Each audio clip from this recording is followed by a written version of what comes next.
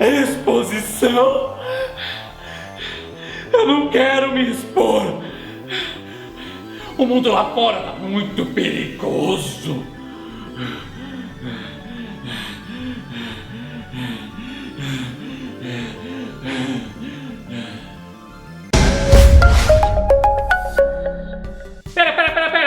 Pera aí. É metade. Mas é também raiz quadrada de 2. Mas na verdade é o quádruplo. Eu já não entendi mais nada. Na aula anterior, falamos sobre o tal princípio da câmara escura. Lembram? Na verdade, o princípio da câmara escura, no qual qualquer câmera de vídeo ou de fotografia se baseia, nada mais é do que a simulação do funcionamento do olho humano.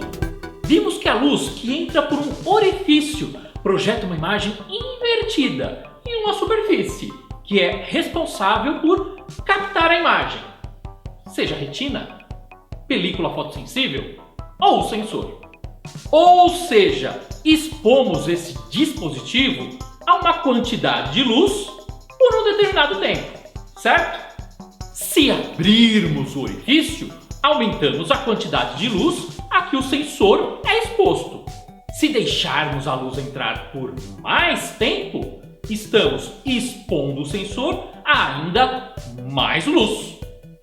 Quanto mais luz deixamos entrar, mais clara fica a imagem. Quanto mais tempo deixamos essa luz expondo o sensor, mais clara fica a imagem também. Ao equilíbrio entre esses fatores, damos o nome de exposição de imagem. Para se expor uma imagem de maneira adequada, temos que levar em consideração 3 fatores principais: a abertura do diafragma, tempo de exposição de cada frame e o ISO. 3 fatores. Além de outros fatores correlacionados: distância focal, quantidade de frames por segundo, luminosidade da objetiva, latitude de exposição da câmera. Alterando cada um desses fatores em conjunto ou individualmente, podemos determinar a exposição adequada da imagem.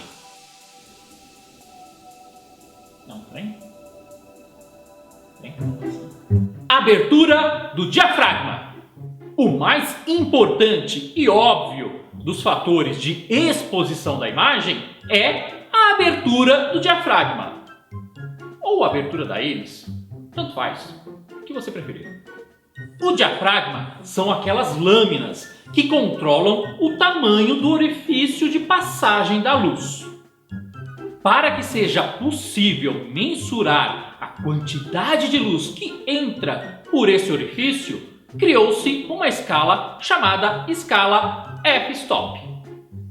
Via de regra, para cada ponto de f-stop que descemos nessa escala, dobramos a quantidade de luz que entra na câmera. A escala f-stop está relacionada com a área das lâminas do diafragma.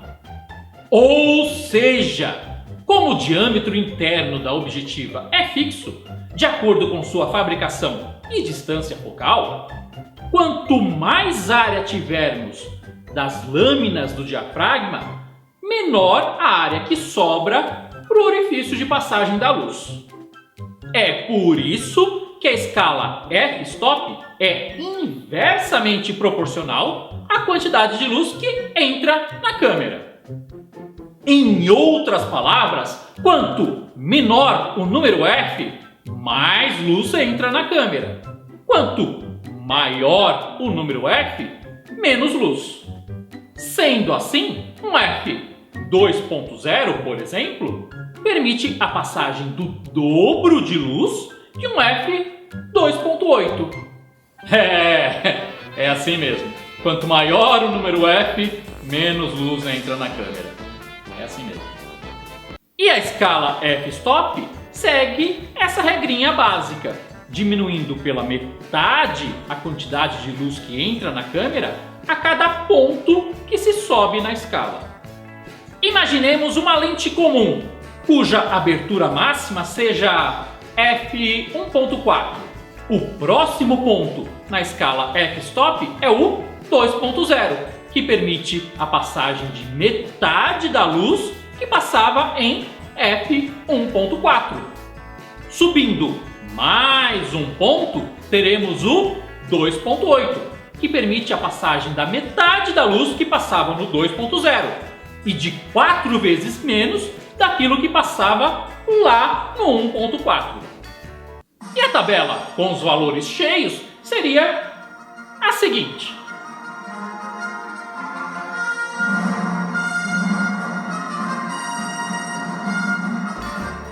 Percebam que cada ponto de f-stop a mais é o valor anterior multiplicado pela raiz quadrada de 2. Aproximadamente 1.41, para quem não sabe. Quadrada de 2, 1.41. Aproximado, né, cara? Pô. O que equivale a dizer que a cada 2 pontos na escala f-stop, essa numeração dobra. Portanto, temos uma escala numérica que dobra a cada 2 pontos, mas cuja quantidade de luz que entra na câmera diminui pela metade a cada ponto que se sobe. Confuso, né?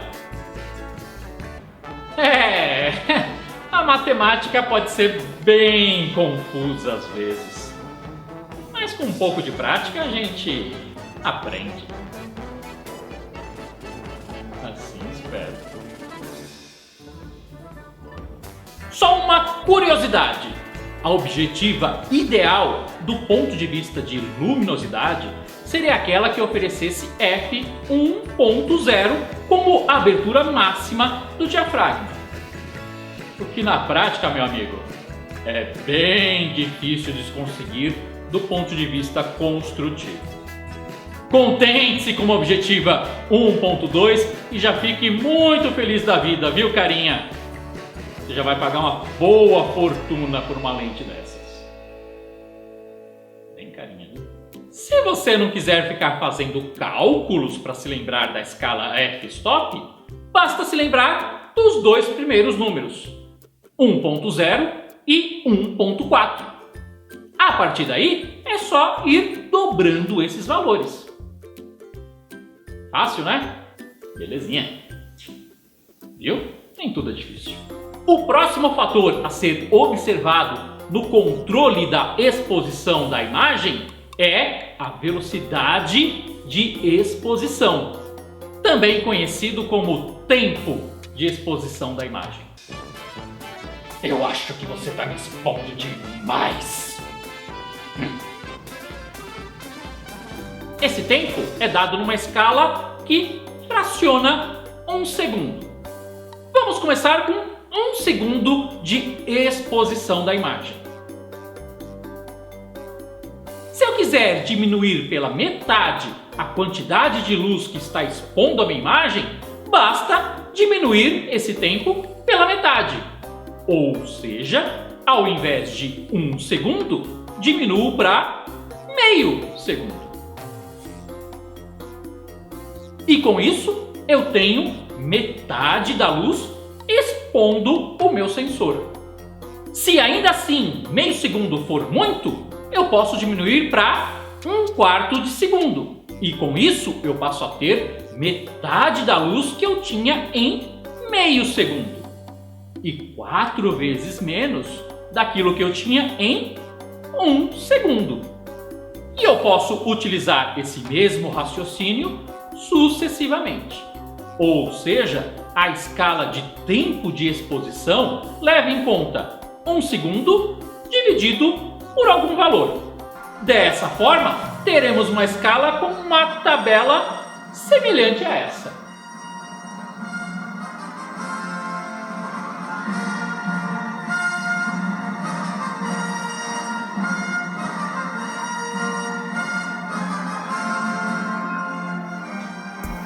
Vale lembrar que quando se trata de vídeo, temos que levar em conta também o frame rate com que a cena está sendo gravada. Frame rate, Ellison. Quantidade de quadros por segundo. Como você não sabe isso, cara? Com quem se aprendeu, hein? Tranquilo? Beleza, carinha? Tá bom, tá bom. Em fotografias de longa exposição, esse tempo pode ser de vários segundos. Sim, pode. Fotografia estática, pode. O terceiro fator principal que influencia diretamente na exposição da imagem é o ISO. O ISO é um padrão internacional para sensibilidade de películas, que acabou com o tempo sendo também adotado em câmeras eletrônicas. Antigamente, existiam 3 padrões principais para a sensibilidade da película: o americano ASA, o alemão DIN e o soviético GOST. Nossa. Soviético, cara. Naquele tempo era a União Soviética, pô. Soviético. Para de complicar. Complicar a história. Existia a União Soviética, é capaz de... A partir do ano de 1987, estabeleceu-se um padrão mundial para a sensibilidade das películas, porque as conversões entre os padrões traziam muitos inconvenientes entre os usuários. E também porque os fabricantes não eram nada burros, né? Fazendo um padrão mundial, eles poderiam lançar produtos mundiais também, né? E não só regionais. Negócio da China. A China não fazia parte disso. Não na época. Não era como hoje. E assim surgiu o ISO, que fundiu o americano ASA com o alemão DIN. E gerou um híbrido. Um casalzinho perfeito. Como os cálculos aritméticos do padrão ASA eram muito mais intuitivos e fáceis do que os cálculos logarítmicos. Logarítmicos?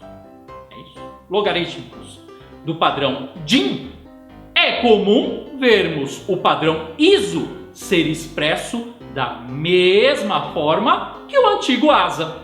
Sendo assim, vemos ISO 100, ISO 200, ISO 400, ISO 800, ISO 1600 e assim por diante. Cada um desses valores com o dobro de sensibilidade do anterior. Simples assim. Ah, é? Simples assim? Facinho? Não é aquela bagunça de raiz quadrada de 2 vezes 2 que é 4? Não podia ser tudo sempre fácil assim, né? Quando se utilizava a película, o ISO era algo fixo para cada rolo que se utilizava. Se eu quisesse alterar o ISO, eu tinha que trocar o rolo de filme e colocar um outro valor de ISO. Nas câmeras eletrônicas atuais, o ISO é um ajuste. Eu posso alterá-lo de acordo com a necessidade. Basicamente, com esses 3 fatores principais, diafragma, velocidade e ISO, podemos controlar de maneira satisfatória a exposição da imagem. E como cada um desses fatores leva em consideração a metade ou o dobro da luz que está expondo o sensor, fica fácil compensá-los entre si e conseguir as mais variadas combinações. Para completar, vale lembrar que outros fatores menores também influenciam na exposição da imagem. Por exemplo, lentes teleobjetivas costumam ser mais escuras que lentes grande-angulares. Também não podemos nos esquecer que a latitude de exposição de cada câmera muda de modelo para modelo, o que acaba interferindo diretamente na exposição da imagem. Latitude de exposição. Quantos f-stops entre o preto e o branco na exposição da imagem? Latitude de exposição. Não? Mas isso tudo já é assunto para um módulo mais avançado. Por enquanto, saber ajustar diafragma, velocidade e ISO já é o suficiente para se ter um bom controle da exposição da imagem. Bom, estamos caminhando para o fim desse módulo básico. Na nossa última aula, a próxima, vamos focar no assunto foco.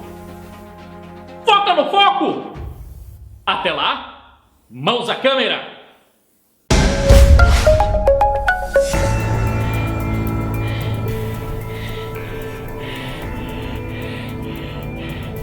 Já posso sair? Já posso me expor novamente?